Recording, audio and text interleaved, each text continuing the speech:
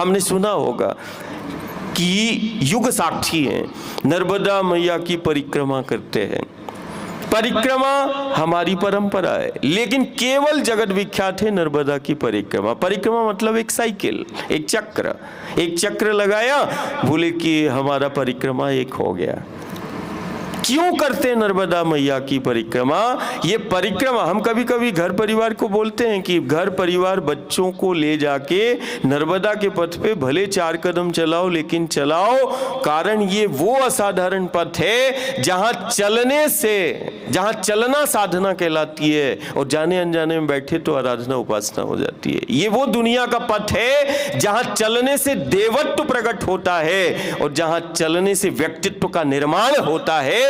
वो असाधारण नर्मदा का पथ हमें मिला है। व्यक्तित्व निर्माण होता है, ये युग निर्माण का पथ है, ये व्यक्तित्व के निर्माण का पथ है। व्यक्तित्व को बनाने के लिए तुम्हें कोई साधना नहीं करना, देवत्व को प्रकट करने के लिए तुम्हें कोई साधना नहीं करना, तुम तो चलो मात्र नर्मदा के पथ पर, तुम्हारा देवत्व प्रकट होगा, व्यक्तित्व का निर्माण होगा। जहां चलने से जीवन को दिशा मिलती है, जहां चलने से देवत्व प्रकट होता है, जहां चलने से व्यक्तित्व का निर्माण होता है, ये वो असाधारण पथ है। चलो नर्मदा के पथ पर।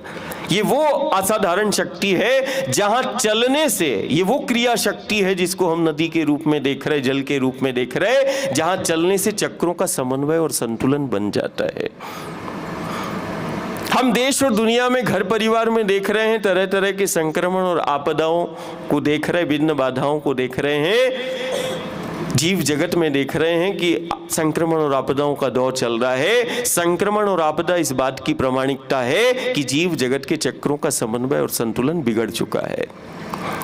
और सबसे असाधारण और सहज यदि चक्रों का समन्वय और संतुलन, जिन चक्रों में हमारा जीवन है, हमारी सुरक्षा है, हमारी व्यवस्था छिपी है, उन चक्रों का यदि हमें समन्वय और संतुलन को बनाना है तो सबसे सहज है चक्रों का समन्वय और संतुलन बनाने के लिए, या चक्रों को जागृत करना है, चक्रों का संतुलन बनाना है, तो सबसे सहज योग है नर्मदा परिक्रमा, नर्मदा का पथ, जहां चलने से चक्रों का समन्वय और संतुलन हो जाए।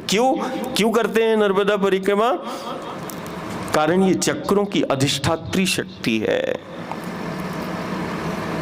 भाई गंगा की भी कर सकते, गोदावरी की भी कर सकते, बहुत सारी जीवन शक्ति के नदियों के रूप में हमें शक्ति मिली है, लेकिन नर्मदा की ही परिक्रमा, नर्मदा वो शक्ति है, गुणसूत्रों को प्रकट करती है। नर्मदा वो शक्ति है जो चक्रों का सिर्फ निर्माण ही नहीं करती, उन चक्रों में जीव को स्थित भी करती है और चक्रों को गति भी प्रदान करती है। और यही वो नर्मदा का साधारण पथ है जहां चलने से साइकिल बैलेंस हो जाती है, चक्र जागृत हो जाते हैं, देवत्व प्रकट हो जाता है। बहुत गूढ़ है। ऐसे तो कई दिवस और कई पहर हम नर्मदा के पथ पे चलते हैं और सारी रात हो जाती है ऐसे घर परिवार से संवाद करते करते, और वो रात और दिन ऐसे व्यतीत होती रहती है। हमने तो सिर्फ आज परिवार को सिर्फ यही कि नर्मदा वो शक्ति है, और ये जुलाई का माह जो है